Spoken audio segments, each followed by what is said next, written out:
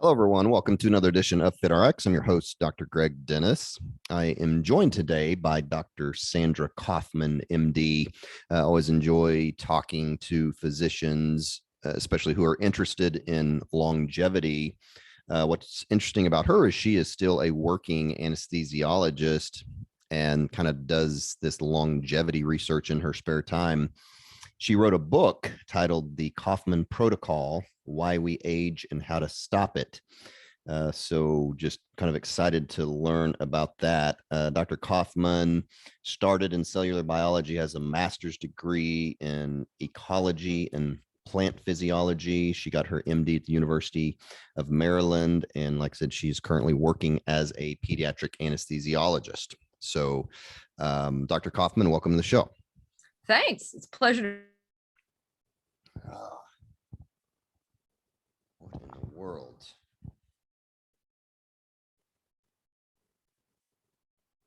To be here. Can't wait. I can hear you. Okay. Yeah, you froze for a second again. I don't know what's. It says I got a good signal. I'm not sure what's going on. Yeah, I have all the bars you can have. I do too. That is so weird. Sometimes Miami is just not good. I don't know. Okay. Well, we'll go as long as we can, I guess. Yep. And so I'll edit all this. I was gonna say, so. yeah, I assume you have editing. Oh, for sure. Yeah. No, capabilities here. Yeah, for sure. No, this isn't live or anything. So, anyway, so yeah, welcome to the show. Thank you. Okay. Great to be here. Yeah. So let's start by just telling us how in the world you got into this longevity space. I mean, you're a working physician. I mean, obviously you're busy. And so just what led you into this field? So to start with, as you mentioned, I do have a master's, and I did study plant cells a very long time ago, but I love the idea of cells at the basic root of biology. And as you look at medicine, it's sort of migrated more from cells to organs, but at the basis of everything that we do and all the pathologies we have, it's cells, and I'm just obsessed with cells. So that's sort of what my orientation started. At the same time, I'm a rock climber. I love being outdoors. I climb mountains. I scale the sides of cliffs. And I was hanging out on a cliff roughly in my mid 40s. And I thought, unless I do something to figure out why we age, my days of hanging off of cliffs are going to be numbered. So it started out as this ridiculous quest that everyone made absolute fun of me for. But if you take the knowledge that I had of cells, and if you take the knowledge that I have in medicine, as well as you said, I'm an anesthesiologist. So we study how drugs affect the body, specific dosing, how things get metabolized, how much you need for what, this, that, and the other. You sort of put all of this stuff together, and you can actually figure out why cells age and then how to sort of reverse that pathology. So it's this sort of growing quest. It started in my mid 40s, and now I am close to my mid 50s. And I like to think that I've figured a lot of it out. Okay. Well, very cool. Well, the book is really good because you really get into the science of aging, on a cellular level, as you mentioned. And so let's get into that a little bit. Maybe not get too deep so that people can understand it, but still go through the science. And so you kind of talk about the tenets of aging. And so I guess what I'd like to do is maybe take each one, have you explain it a little bit, and then maybe how some things we can do to improve that particular aspect of aging. And so the first one, you talk about information systems, which is DNA, and you go into epigenetic modification and just DNA damage, telomere integrity. So talk about that, how that applies to aging, and then maybe some things we can do to help with that or slow that down. Sure. Right. So as you said, I've identified 7 tenets of aging. I could have probably, divided it out and made some more, but people can remember 7. And since that's sort of like the limit of my brain power, I went with 7. And the first one, as you said, is what I call DNA alterations. And the first thing that everyone knows is that telomeres, which are the ends of your DNA, get shorter over time. And there's a great study, and a fantastic group of people won a Nobel Prize figuring this out, that the length of your telomeres is proportional to the length of your life. So of course you can have them measured these days. And the reason this is true is that every time your cell divides, a little tiny bit of it sort of gets lost. Or if your cells undergo a lot of oxidative stress, a little bit of it falls off. So we need to preserve our telomeres as much as we possibly can. The easiest way is to reduce cellular stress, and you can do that through a variety of mechanisms, but I'm going to push that off to category 2 because it falls into the mitochondrial category. There are some agents that we know can help stabilize your telomeres, and so that's kind of important. Astragalus can do it. There are a variety of agents that can do it. The most expensive one is called 818. In between, you've got TA65. There's a variety of them. Then the next thing in this category is what we talked about is epigenetic modification. And epigenetics is the study of what happens on top of your DNA. And I know you know this, but maybe your people don't. So regular DNA, of course, looks like a spiraled stepladder. And then on top of that, there are decorations. Mostly it's methylation. On your histones, however, you can have methylation, phosphorylation, and acetylation. And the patterns of these sort of add-ons, in my book, I diagram them as lollipops because I think it's funny. It just sort of blocks what DNA can get transcribed and then used. And the thing that you need to know about epigenetics is this is the reason that identical twins don't look so identical as you get older. Right. So if you take the identical genetics, you put them in the same clothes, they look adorable when they're 2, 3, 4, 5. By the time you get to be 50, they've had different things affecting their lives. They eat differently. They may or may not smoke. They may not use alcohol or other sorts of things. That affects your epigenetics. And so as a consequence, people age differently and they look different. My coolest example about epigenetics and what you eat and how you can affect your genes comes from honeybees. If you look at a swarm or a cluster of larvae of honeybees, they're all fed the same thing as their larvae. They're fed royal jelly, right? As they get bigger, only the one that's queen continues to be fed royal jelly. The rest of them sort of like get nectar and other sort of cheaper stuff. As a consequence, these identically or genetically identical larvae, the queen turns out to be 3 times the size and has a whole different role in life. And the rest of the worker bees do their work and they're tiny. So what they were fed as kids determines their epigenetics, which determines their body size and their lot in life. So what you eat can truly affect your epigenetic pattern. So I think that's really cool. Okay. So next you talk about the mitochondria, and right. I mean, and anybody that, kind of researches anti-aging, mitochondria, they hear a lot about mitochondrial health, and it seems to be kind of the next big thing, I guess, in anti-aging is mitochondrial health. And so what happens to our mitochondria as we age, and what can we do to improve our mitochondrial health? Okay, great. So one of the simplest things that we can do is by the time you are 40, you are probably deficient in something called nicotinamide. You need NAD for your mitochondrial electron transport chain to function. And when you don't have nicotinamide, you don't make as much energy. And other things get affected as well, but this is sort of like the big thing. And as a consequence, the nicotinamide industry right now is booming. Orally, you can take a variety of substances. The biggest ones are nicotinamide riboside or nicotinamide mononucleotide. You can get IV infusions of nicotinamide. There's just a war raging as to how to get it. You can get patches, you can get nasal spray, you can get all sorts of substances. But the idea is that people are definitively deficient. We know that. And to help your mitochondrial aging, nicotinamide is key. So what in particular diminishes our mitochondrial health as we age? I mean, are there certain things, or just aging in and of itself? So excellent question. So the big thing are free radicals.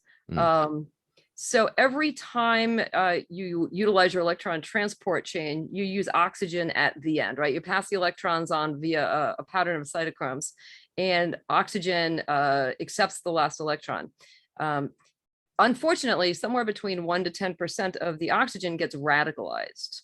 These free radicals then sort of act as tiny little bombs, basically blowing up your mitochondria, right?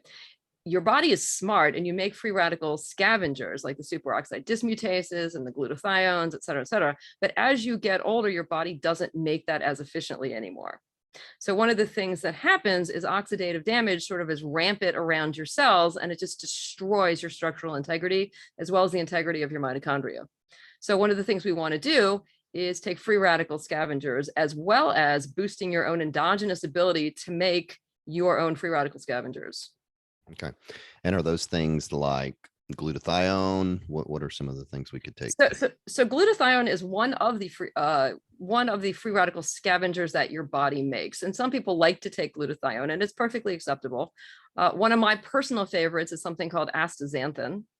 It comes from algae. It is completely natural. It is completely harm-free. It is a free radical scavenger unto itself. It embeds in the mitochondrial membrane and sucks up free radicals for about 24 hours, and then you excrete it. And it also causes your body to increase all of its own free radical scavengers. So you get increase in the superoxide dismutase, as well as the glutathione and all of the other necessary enzymes, because just replacing one isn't going to help all of your mitochondria. So what are some things that people do that might accelerate the decreased health of mitochondria more than usual? I mean, I'm assuming toxic things like smoking are probably going to accelerate that. I mean, is that true? Or maybe what are some other things that people do that would accelerate poor mitochondrial health? That's an excellent question. Anything that causes disturbances in the cell is going to upset your mitochondria. And mitochondria are pretty smart. They can determine how much energy you need. So they keep splitting and making more of themselves, which is unfortunately a huge energy sink, which means that some organs are going to have more energy and some organs are going to have less. And if you're not using them, they sort of fuse. And if you destroy them, you're going to get something called autophagy of organelles, and you get an accumulation of lipofuscin. There's not too much you can do to destroy your mitochondria. It's just over the course of time, they don't do so well. It actually hurts them. Okay. So your next tenet is cellular pathways, and I definitely have some questions about this. And so my listeners have probably heard these terms before, although I haven't really spent a lot of time on them. Things like AMP kinase, Sirtuins, MTOR. They've definitely heard me mention MTOR. I feel like this is a little bit controversial. I just hear different things about MTOR because people in the longevity space will say, well, gosh, just even exercise causes an uptake of MTOR. And they talk about maximizing your protein, which, can increase MTOR. But then there's another camp that says, well, you want to minimize MTOR because you're going to increase your risk of cancer. You want to maximize AMP kinase. So I feel like there's maybe a balance there. I don't know. So maybe describe first these pathways, if you will, how they pertain to longevity, and then, maybe how we can optimize these things. Sure. So I usually start with the sirtuins because these are the easiest things, right? When we talk about these pathways, they're genes that then become proteins that travel around your bodies and your cells, and they do fantastic things. Unfortunately, over the course of time, your sirtuin levels drop. As mammals, we have 7 sirtuins. They're located in various aspects of the cell. If you want to go back to the mitochondria, your sirtuin 3 is huge in your mitochondria, and that gets downregulated over time, and we want to upregulate that. Sirtuin 1 has to do with circadian rhythms. It has to do with energy levels. It has to do with if you store brown fat or white fat. It has to do with a variety of things. So anything that you think that is failing over time is frequently sort of organized by your sirtuins. So augmenting them is extraordinarily important. And as a side note, people love to say, okay, I'm going to augment my sirtuins, and they go into the resveratrol camp. The key, of course, is that nicotinamide is a necessary coenzyme to make sirtuins work. So if you're deficient, you can't boost your sirtuins without having both resveratrol or pterostilbene, for that matter, in addition to a nicotinamide supplement. So that's your sirtuins. Your AMP kinase pathway is absolutely amazing. So this is your major metabolic switch. It monitors how much energy you have, and it tells your cells you're either running on full and you go full speed ahead, or you're running on empty and it's time to slow down and sort of go into a pseudo state of hibernation. So by activating your AMP kinase, it's telling your body to turn on your longevity processes. And this is really, really amazing. And this is one of the huge reasons that caloric restriction diets work, because your body perceives that your energy levels are low and everything gets triggered to conserve your cells. You break down fat, you use other sources of energy, and you really do activate all of the things that encourage longevity. So AMP kinase is just amazing. I personally am not good at starving. I wish I were. I can't do it. People tell me, oh, I haven't eaten for 3 days. Like, I can't make it a few hours. I'm terrible. However, the good news is for people like me, there are AMP kinase activators that sort of tell your body that you're starving, even if you're not. So that's kind of useful. And what would those be? I mean, I've heard of people taking metformin for that reason. Is that correct? Or? Right. So metformin is the big one. I think metformin is fantastic if you can tolerate it. I think sometimes people take a little bit too much. Interestingly enough, metformin is a partial mTOR inhibitor, so we'll get to that in a second. But in general, yes, metformin is actually fantastic. Men that are still in the reproductive age should not be taking metformin, however, because a study just came out demonstrating that there's increased birth defects, right? I saw that, yeah. But usually by the time we get to longevity and we get to metformin, men are usually past the age of reproduction, and so it's not a huge deal. For folks that want to go a more natural route, berberine is completely acceptable. In fact, studies have shown that using them in conjunction at lower doses is probably the best way to do it overall, right? So maybe 500 of berberine during the day, 500 of metformin at night, and you're golden. So that is a significantly effective way of increasing your AMP kinase. Okay. So then on to mTOR. mTOR is so controversial. I'm so glad you brought this up. So mTOR, of course, is the pathway of youth. So when you are growing your cells, building your body, and all of those things, it is going full speed ahead, and it does the opposite of the AMP kinase, right? When it measures your energy system, it just goes, fantastic, we've got a ton of energy, let's build everything. Unfortunately, over the course of time, this mTOR pathway causes cells to try to grow that really can't do it anymore, and it leads to a variety of different pathological situations. So true longevity people are like, okay, you have to completely and utterly turn it off. I think that's a little draconian. The problem is that if you completely turn off mTOR, two things suffer. Number one, you become sarcopenic. And number two, you lose hippocampal plasticity. Your hippocampus cells turn over a lot. That's how we make memories. And if you turn off mTOR, you're not going to make memories anymore. And I always think that, it'd be a shame to live forever with having no recollection of it. So I like to think that partial timed inhibition of mTOR is helpful, but certainly not complete inhibition. It's also sort of tricky if you're athletic, because you don't want to be sarcopenic. You want your muscle mass. Yeah. So for younger people that want to sort of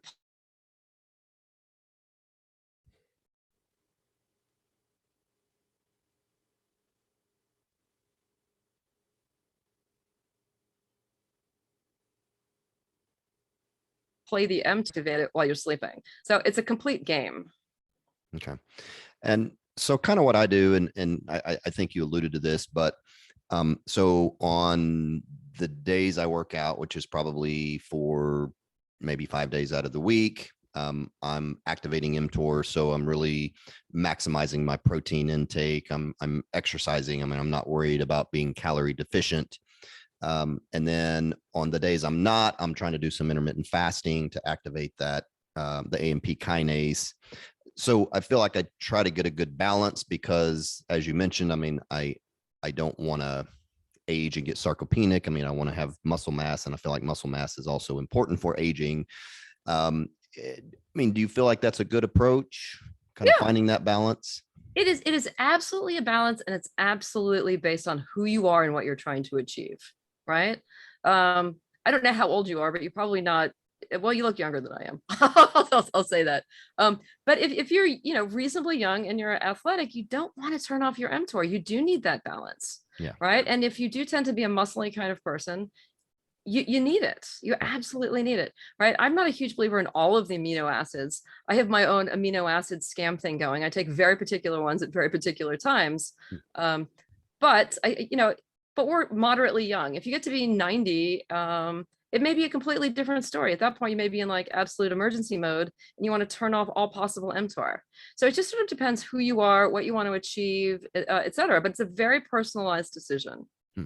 Okay, interesting. All right. Well, next you have quality control. So you talk about DNA and protein repair mechanisms. You talk about autophagy in there. So kind of explain that a little bit. Okay, so what we haven't mentioned is I like to think of your cells as little factories. And so I have a factory model going through the book to sort of help non-scientist folks sort of understand all this. And this is what I call checking your widgets, right? If our factory were to make widgets, we all know that there's something pieces that are going to come out that aren't really going to work very well. And someone has to check that. In fact, I always joke, a friend of mine, when she was a kid, worked at the English muffin factory, and her job was to like find the burnt ones and chuck them. So this is essentially that system, right? In terms of your DNA, which is probably a little bit more important than your proteins, I guess that's arguable, but I think it is. Every cell every day has 10 to the fifth DNA errors. That's a ton of errors. Some are single-stranded, some are double-stranded, some are, where it melts together, the whole lot of, there's a variety of errors, but there's a ton of errors, 10 to the fifth. And as you get older, the ability to fix these things diminishes. You have 4 very specific mechanisms for fixing these things, and they just go away with time. It's also a matter of what you do to your body. It's a balance between how much you destroy your DNA and then how much can you fix it. I had this conversation with my daughter today. We live in Miami. People are in the sun a ton. So even if you are young, the sun is causing just horrific amounts of DNA damage in your skin. You can repair some of it, but you can't repair all of it in a timely fashion. So one of the cool things is there are actually 2 agents on the market that increase the speed of DNA repair. And I just think it's remarkable that you can do this. And what are those? So there's something called AC11 that comes from the tropics. And there's another one called polypodium. It's sold as fern block. Again, it comes from the tropics, probably because there's a lot of UV radiation. It's an oral supplement. And in fact, it does increase the speed of DNA repair in skin especially, but probably throughout the body as well. So are these like peptides or what are they? No, they're actually both plants, and they just have chemicals in them, molecules in them that activate this. Okay, interesting. Kind of cool. We're going to skip over protein repair mechanisms because chaperones and all this sort of stuff it's pretty complicated. But we're going to get to autophagy, and this is cellular recycling, right? This is when your body your cell screws up an organelle or a protein or this and that. Your body goes, yeah, that's not good. Recycles it, takes out the pieces and parts and uses them again. And you must have a robust recycling system as you get older, or your cells just sort of fail to work. So if you recycle mitochondria, it's called mitophagy, but the generic term is autophagy, right? Okay. So the thing that we want to use for this is actually called spermidine. Spermidine is the best way to sort of tackle this problem. I actually just interviewed somebody who hadn't been released yet on spermidine. And matter of fact, I think it's the company that you're the medical director of. I didn't even Leslie Kenny. Yes, that's who it was. Yes. Yeah, and I didn't even realize the connection when I set all this up. But so she talked about their product and spermidine, and so it was very interesting. And so for people listening, that'll be released here, I don't know, probably in a couple of weeks, so you'll get to learn all about spermidine. So good. So I won't bore you with all of those things, but there are a few things out there that increase autophagy, and that's probably the winner. Okay, very cool. Now I know, at least when I think of autophagy, I think of fasting. How does fasting compare to maybe a supplement like spermidine? So it depends on how determined you are to fast. Essentially, one of the triggers for recycling is your body says, oh my goodness, I am out of nutrients. I need to find them somewhere, right? Or I am out of spare parts. I like to think of it as a bank account, right? If you have a ton of money in your bank account and your car's breaking down, you're going to go buy a new car, right? But if there's not a whole lot in your bank account, you're going to take your old car, strip it down, rearrange it, and make a new car. Right? That's autophagy. So this is what your body does. So by activating AMP kinase with caloric restriction, you're also activating your autophagy mechanisms, which again goes back to, yes, these people that starve themselves are amazing. They do really, really well. I prefer to pop a few pills because it's just significantly easier, but I am lazy and not a good example. Hmm. So with you researching all this, I mean, I'm sure even though you may not do prolonged fasting yourself, I'm sure you're familiar with it. So is there an optimal amount of time to fast to really maximize the autophagy? No, I don't actually think so. Um, it's so funny. People have these diaries and then they text me all the time. Oh, I made it 22 hours. I made it 27 hours. I think whatever is comfortable for people. I think most people do about 14 to 16 hours. Mhm. Um, and again, it depends on who you are. It depends on your fat stores. It depends on, your metabolic status. There's just so many variables, but I think on generally the average is 14 to 16. Okay. Okay. I don't know. Um, I'm sure you do something like outrageously amazing.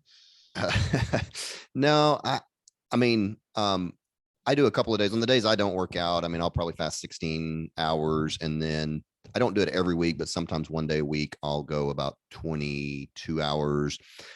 That's about as long as I go. I'm pretty lean, and so I don't have a lot of storage there. So I feel like my body needs nutrients. Now I do have a friend who has done a 5 day just water fast only, and I'm like, whew, I don't know if I can do that. Maybe one day I'll try, but we'll see. Good Um, luck. all right. Yeah, appreciate that. So next is our immune system. Obviously, that's important as we age, and I'm sure declines as we age. How do we maximize our immune system or optimize it? Right. So what's interesting about your immune system is it is fantastic as we are young, right? We all fight off infection. It's just, assuming you're not immunosuppressed or compromised in any way, it is just an amazing, complex system. As we get older, of course, it turns against you. And not only do you get chronic infections, inability to respond to vaccines, you become completely, sorry, I'm losing, I'm losing my mind. You become inflamed sort of systemically. So these cytokinins that are supposed to protect you get released sort of systemically, and you just get put in a chronic state of inflammation thanks to your out of whack immune system. And then the other thing that happens is the cells that are supposed to protect you are more likely to become cancerous. So you get a high risk of lymphomas and leukemias, which is unfortunate. So in this category, there are certain agents that will boost your immune system, and there's certain agents that will decrease the inflammatory issues. Okay. And so are there things we can take? And I know just with a general healthy lifestyle, obviously there's a lot of overlap, I'm sure, with all of these things. But specifically for the immune system, are there things we can take or things we can do to just boost our immune system?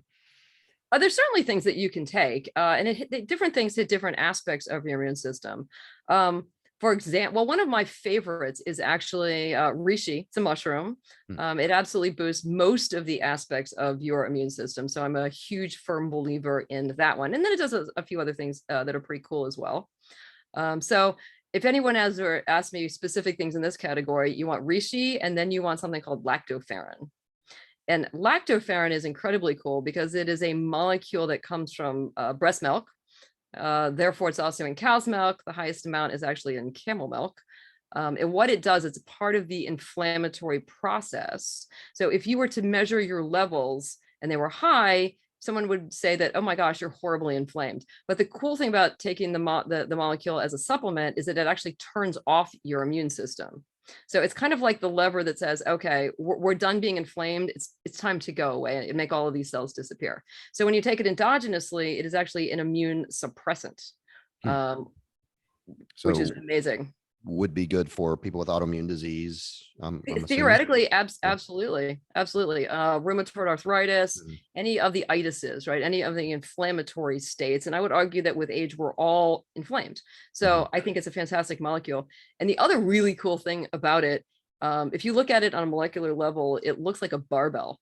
It has two sort of globular masses with this little chain in between it. Some people say bow tie. I like to think of it as a barbell. And it has two pockets, one on each side. And of course, they carry iron, which is why it's lactoferrin. But they also carry AGEs, which is another one of my pet peeves, which we'll get to because it's item 7. But by taking exogenous lactoferrin, not only are you helping your immune system, but you're clearing out the AGE process. So I think that's kind of cool. But those are the two winners in that category. And then actually, that's not completely true. To really sort of take care of inflammatory issues, I think that one of the other really amazing ones is curcumin. Okay. Yeah. Okay.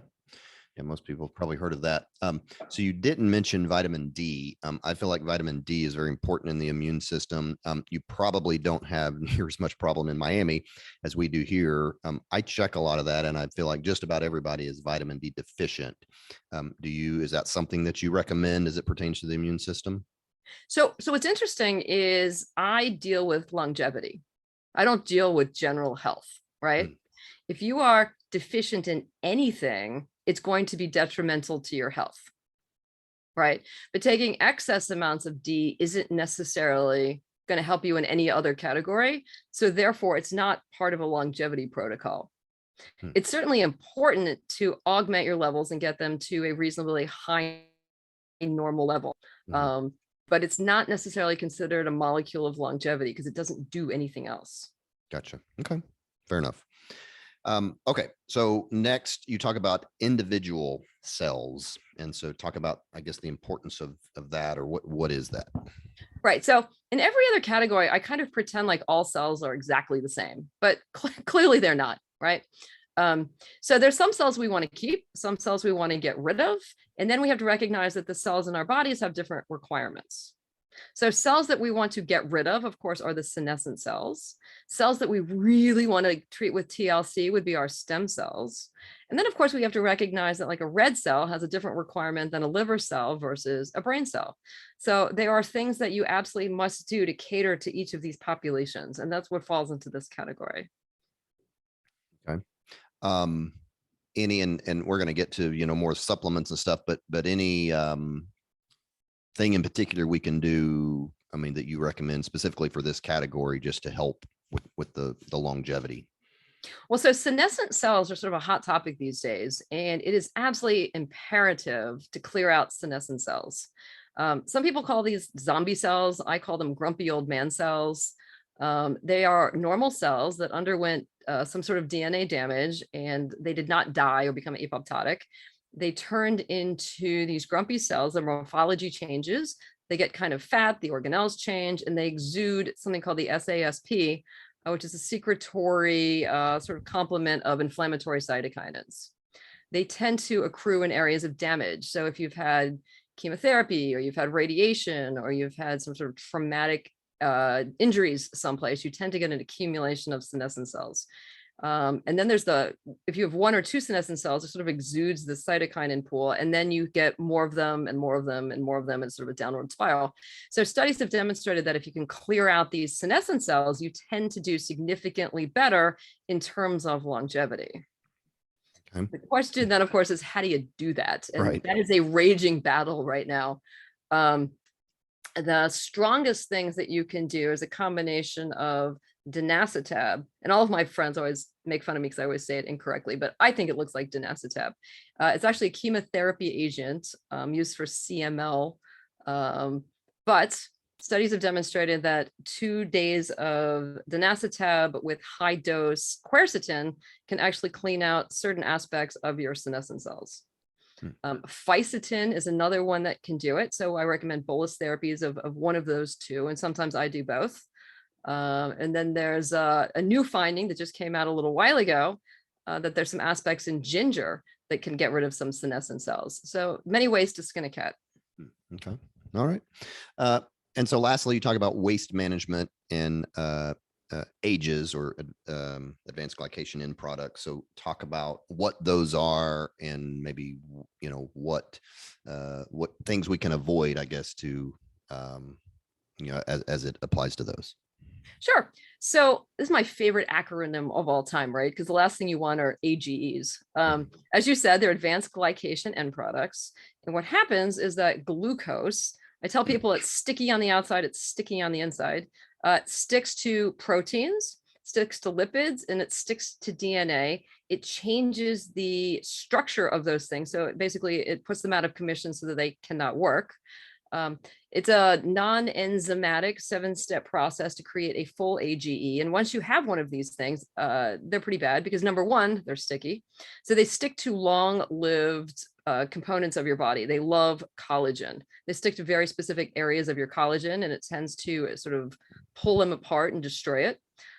They tend to be very inflammatory. So that's, not helpful in an already inflamed system. And then they also sort of activate these things called rages, where the receptor for AGEs on cells. So the more AGEs you have, the more rages you have. Half of the time, that means that the cell is going to take in an AGE and destroy it. Half the time, it means that you're just going to have more of an inflammatory process going on. So what we want to try to do is decrease these AGEs as much as humanly possible. And you can do this many, many, many ways. The easiest thing to do is to decrease your intake of glucose and the related sugars. And some people are just amazingly good at this. And again, I take my hat off to people that can limit their diet. There are certainly cheat methods of doing this. There are ways to block glucose getting into your gut. There's ways to block it around the system. There's ways to get rid of AGEs. There are innumerable sort of ways to attack this. And I think this is one of the biggest problems with aging, right here. So I dump a ton of energy into this category. Okay. Yeah, my listeners are very familiar with, sugars and that kind of thing. What else other than the processed carbohydrates and all that? I mean, what are some other things that are maybe common things that we do that may increase ages? So different cooking mechanisms actually increase the amount of oral AGEs that you take in. Anything that's browned, sauteed, fast cooking that changes the color of something generally is totally laden with AGEs. Foods that are cooked more slowly, broiled, steamed, that sort of thing, there tend to be less AGEs in them. And those are just the ones that you consume. Sure. In terms of creating them in your bodies, what happens is not only glucose, but oxidative stress sort of combine to create the perfect environment for these things. So if you reduce your oxidative stress and you reduce your glucose intake, then your AGE production decreases. Gotcha. Okay. Well, let's jump on to part 2, which is, you've already touched on a lot of the supplements and stuff, but it's what to take. You can get overwhelmed with supplements. Obviously, there's a lot out there, and then a lot of them are good. But I mean, most people aren't going to take, 12 or 20 supplements. Again, you mentioned some. If you had to pick, I don't know, top 5 supplements for people to take, what would you say? It's so funny that you said top 5 because everyone says top 5, right? Oh, is that right? Okay. No, of course, it's really funny. So which led to something that I called a panacea. Okay. And the beginning of it kind of works as an acronym, and then it sort of falls apart at the end. But what I try to do is let me backtrack a little bit here. I absolutely concur that it's very confusing and overwhelming, all of the supplements that are out there. I mean, it's ridiculous. Mm-hmm. So part of my process in this was develop a rating system that tells you exactly what these things do and how well they do them in each of the 7 categories, right? So for any agent at all, if you look it up in the book, and book 2 is going to be out very shortly with 28 more agents in it. Oh, okay. But they will all have a 7-digit number. And the idea is whatever you choose to take, line the numbers up, add them together, and it'll tell you how well you're doing in each of the longevity categories, right? So that you don't need 17 free radical scavengers and nothing, say, in category 5. You need to sort of make sure that all the categories are covered to decelerate aging as sort of as effectively as possible. So that's sort of like, I've tried to protocolize it. Okay. But to answer your question about top 5, I think the first thing you need is a sirtuin activator, and this is either pterosilbene or resveratrol.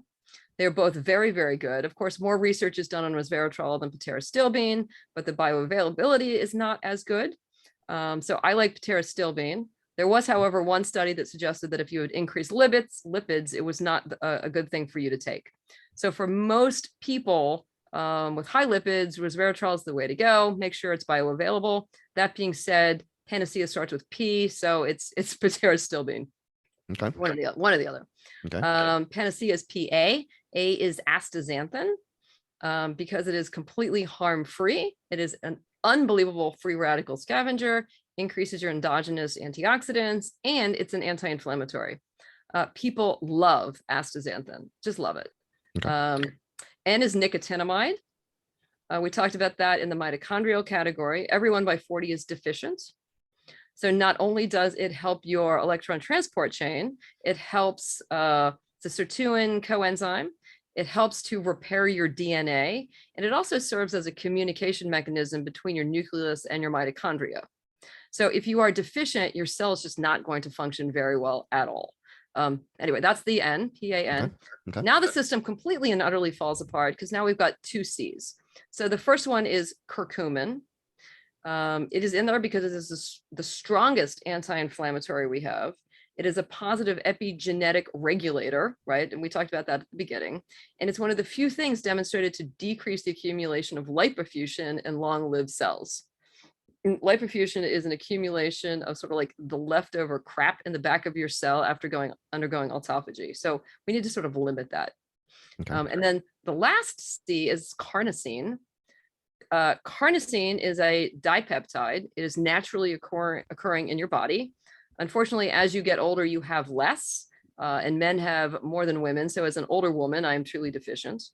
The cool thing about carnosine is it is a transglycosylator. So it can actually help get rid of some of the glucose that gets deposited on your cells and tissues. So that's kind of cool. The other thing that's really cool about it is if you are an athlete, it actually blocks lactic acid development in your muscles. So you don't tend to ever get cramps or sore muscles when you're done, which I think is fantastic because I tend to be a little bit old. I'm a monster rock climber and I never, ever hurt anywhere because of carnosine, which is kind of cool. So I eat a lot of beef, and I know beef, I believe, has a lot of carnosine in it. So for somebody like myself who maybe eats a lot of red meat, would they still need to supplement with carnosine? So carnosine is actually more found in like turkey, Okay. and not as much in beef. Okay. Okay. You probably don't need as much as I would, but a little bit certainly couldn't hurt. The other thing that's really cool about carnosine is it comes in eye drops. And glycosylation is one of the reasons you develop presbyopia, which is the inability to see close as you get older. So carnosine eye drops can actually prevent and even reverse some aspects of that. So I'm always dumping carnosine eye drops into my eyes. And as a consequence, I don't need reading glasses. Wow. Interesting. I may try that because I have to have them and I hate it. Yeah, like I started to, and I discovered this. I'm like, oh my God, this is fantastic. Interesting. Where do you find that? So it's online. Is it? Okay. They sell it for dogs for cataracts, which is I find amusing. There is one brand called Epicel that I think is better than the others because I've tried the others and they burn when you put them in. I mean, it's sort of a little bit painful and it just makes you not want to do it. But I don't know. I think they put more buffer probably in the Epicel brand, and it's completely comfortable. Huh. Okay. Interesting. So I want to ask you about your daily regimen, because you obviously study this stuff and you're a rock climber, and you said you have not reversed aging, but maybe slowed it down to where you can keep doing what you're doing. Now, most people aren't rock climbers, so you're probably more athletic than most, but tell us about your daily regimen now that you know all this stuff, as far as what your diet looks like, just exercise patterns, things like that.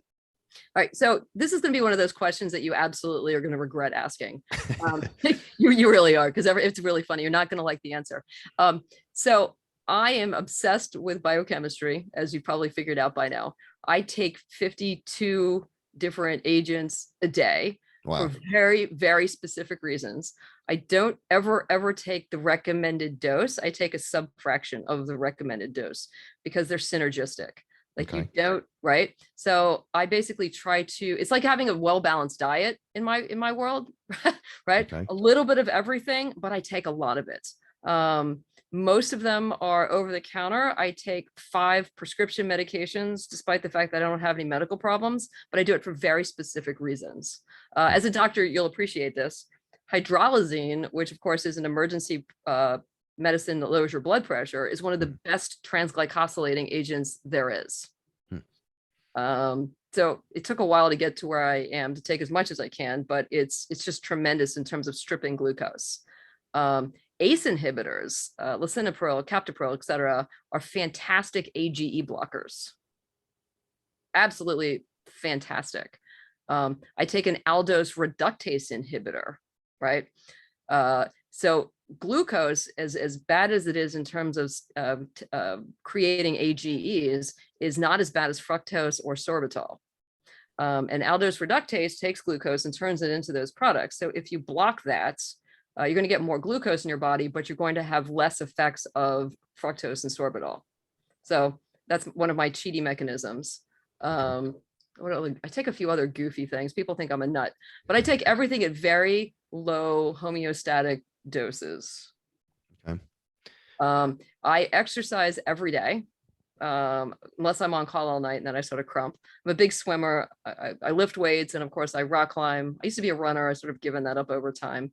But here's the thing that you're going to regret asking me, because I'm a junk food junkie. I like to think that I have sort of been able to metabolically overcome my eating problems. So you found a way to kind of biohack your eating habits with all these medications and supplements. Is that fair? Essentially, yes. Like I eat a ton of glucose, but I block its absorption. I block its breakdown. I block gluconeogenesis. I increase potassium or glucose secretion. You know, it's ridiculous. I've got 7 different ways of blocking AGEs. You'll like this one. This is kind of cool. There are 3 amino acids that glucose preferentially sticks to. And if you take supplemental amino acids when you eat sugar, it's going to stick to them, and then you excrete the glucose stuck before it actually gets to any of your other bodily tissues. So it's interesting. So arginine does it, cysteine does it, and lysine does it. So I call it my amino acid decoy system. Interesting. Okay. Do you take those all together? Or how do you take that? So, okay. So this does get a little bit more scientific. You want to take, it's divided into 3 batches, because most drugs, the half-life is somewhere between 3 to 6, even 8 hours, right? So you don't want to take everything at one time, because it's all of the effects are going to go away after 6 hours, and then you've got the rest of the 18 hours of your day unprotected. So I divide them in piles. And then anything that is fat soluble, you need to take with food. So that sort of goes on the lunch pile. And then I've got the water solubles in the morning and at night. So if somebody asks you, which I'm sure they do, with, just what you study all the time, hey, what should I eat? Obviously you do all this and take these medications to counteract the glucose. I mean, most people aren't going to do that. So if they say, hey, Dr. Kaufmann, I mean, I want to live as long as I can. I want to, increase my health span. What's the best way to eat? Maybe, and you already mentioned maybe the handful of supplements they could take. And obviously exercise goes without saying, but what kind of advice do you give them? So I honestly tell them that a balanced diet is crucial. Okay. I think that any particular diets are very limited for different reasons. People that are vegetarians are missing very specific things. Vegans are very much deficient in a variety of things. The keto diet is good on a short-term basis, but it's certainly not good on a long-term basis. I think that your cells need a little bit of everything, right? A little bit of meat, protein, you need everything, but you also don't need it in huge quantity. So straight up diet, you add a multivitamin. Everyone should be on a multivitamin. I recommend prenatals because if you're going to make a baby, you want the same nutrients going into the rest of your cells. So eat regularly, prenatal vitamin, nothing to excess, exercise daily, and then whatever you're not doing, you need to supplement. Okay. What about things in the works? You said you're coming out with another book. Are there some things that are coming out that you're excited about as it pertains to longevity? Oh my gosh, yes. I've discovered a whole lot of new things. I am particularly excited now about DNA structure prevention or protection, right? Interestingly, your DNA, not only does it have epigenetic mechanisms, but it tends to fall apart over time. And so there's very specific things that sort of control the structure or protect your DNA. For example, magnesium controls the 4-dimensional structure of your DNA. I just think that's amazingly cool. So people take magnesium for a variety of reasons. Mm-hmm. See, this falls into like sort of better than the vitamin D category, because having deficient magnesium is very bad for you. Mm-hmm. But having more magnesium is extremely beneficial in many areas of longevity. Clearly, too much and you'll be a floppy fish. But high levels of magnesium protect your DNA structure. I just think that's fantastic. Additionally, if you take magnesium threonate, it gets through your blood-brain barrier and increases your neuroplasticity. So that is incredibly cool. This is something that we need. Another thing that I'm amazingly impressed with is the discovery of something called the mitochondrial transition pore. And there's a pore that sits on the inner membrane of your mitochondria, and it's like a little pop-off valve for chemical pressure. It just flickers, open, closed, open, closed, open, closed. And it allows the mitochondria to sort of decompensate a little bit without, so it doesn't explode under like sort of high chemical stress. As you get older, these pores are open for a longer period of time. And as a consequence, your mitochondria don't function as well. And enough of these open over a longer period of time, and the entire mitochondrial basically explodes, pours out all the cytokinins and the toxicity from the mitochondria into the rest of the cell, and then you get cell death. And if you can control the mitochondrial pore opening, it's actually demonstrated to be able to block cell death and thus block heart damage if you're in the middle of an MI. And there's really cool things, and you can actually control, to a certain degree, the flickering or the mitochondrial pore opening. And spermidine is actually one of the things that does that. So theoretically, it hasn't been proven yet, but theoretically, if you are on spermidine and you're having a heart attack, you're going to do way better because of the pore control. So I imagine spermidine is one of the 50 supplements that you take. Oh my God. Oh my gosh. Yes. Yes. That Leslie sends it to me. Oh yeah. Yeah. Well, and the other really cool thing is spermidine, and I won't bore you, but this is just so cool. It is a long positively charged molecule. It's a polyamine. And what it does actually is it bonds to DNA. DNA is a negatively charged structure. There's a minor groove and a major groove, and this long polyamine actually sort of wraps itself around the DNA and protects it. So I like to think of it as sort of like bubble wrapping your DNA in spermidine, and it doesn't change the structure. It's not an epigenetic modifier. It just protects it from exogenous insults like radiation or chemical damage or that sort of thing. So then this goes back to DNA structure protection. Spermidine is just amazing for so many reasons, and that's one of them. Okay, very good. I know we're running out of time here, but I want to ask you quickly about hormones and thinking more in older men and women, hormone replacement therapy. I mean, I advocate a lot for kind of hormone optimization, especially when done correctly. What do you find in that as far as how that relates to longevity and health span? So good question. And this is very age dependent. So I think hormones are cellular products, and all of our cells are little factories, and they make cell products, and that's just one of them. If you can keep your cells maximized or optimized as long as humanly possible by doing all of these crazy things, you theoretically do not need to replace anything, right? I am 53, almost 54. I am nowhere near menopause. I don't do polypeptides. I don't do squat. And the only way I get away with that is my cells are optimized. At some point, cells are not going to be optimized anymore. So for example, if a woman comes in, they're mid 50s, early 60s, I try optimizing their cells for like 6 to 9 months. It is not uncommon that we can reverse some of the loss. But if you can't reverse the loss, then without a doubt, then it's time to replace what they can't do, right? Then it's time for the estrogens, the progesterones, and the testosterones, and all of that sort of thing.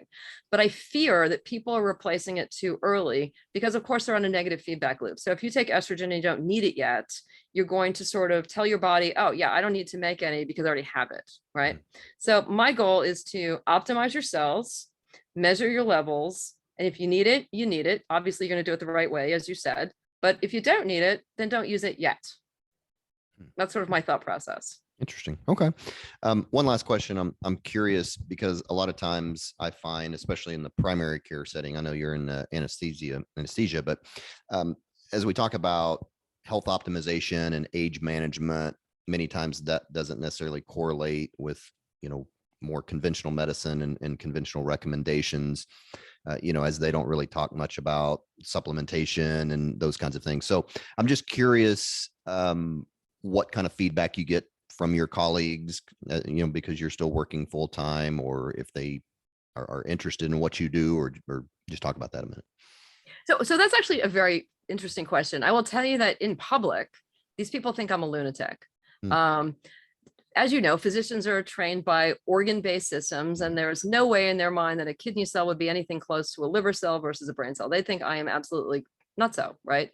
And they make fun of me on a daily basis. That being said, each and every one of those have crept into my office on the sly, sat down, and we've made them a protocol. So they know that it's good for them and they get it. And yet publicly, it's still sort of taboo. I think that ultimately they're all going to realize that, yeah, this is the way to go. And I'm not replacing medicine. We're just trying to optimize cells. Yeah. I like it. Okay. Well, as we wrap up here, I always ask my guests if they could give us one health tip that could make us healthier today. I know you've given us a bunch already, but if you could just give us one health tip, what would you say to that? Oh gosh. I think that you need to, here it is, and this is going to sound ridiculous, but you need to change your expectation of life. So I plan on being 120-ish when I die, and I plan on falling off a cliff because I made a stupid move. As a consequence, I'm not going to retire when I'm 65, because what else am I going to do for 55 more years? Yeah. You have to change your mindset to be able to accept the fact that you've got a ton of time, ton of interesting things that you can do, and be interesting. Don't sit on your ass. I mean, longevity is just about time. It's about giving yourself health and time to enjoy life. So reset your clock and do whatever the hell you want to do with it. Climb a mountain. It's fun. Okay. I like it. So you have a website, kaufmannprotocol.com, KAUFMANN protocol. Is that the best way people can maybe find your stuff and books and protocols and all that? Absolutely. Yep. Okay. Yep. Okay. And there's an email on there, and I answer all emails personally. I don't have a staff. So sometimes people get angry because they listen to a podcast and they email me and they immediately want an answer. And I'll tell people that I answer all emails. It just takes me a bit of time. Oh, wow. Well, good for you. And on there, so you have certain protocols, and I guess they can find those specific protocols, correct? Yep. Okay. Well, very nice. Very interesting stuff. So again, the book is The Kaufmann Protocol, Why We Age and How to Stop It. So check it out if you want to go a lot deeper than what we just did. We just touched the surface on all these. So Dr. Kaufmann, really appreciate your time and everything you're doing. It's just very interesting stuff. Thank you. Pleasure to be here. All right, guys. Appreciate everybody listening, and we will talk to you next time.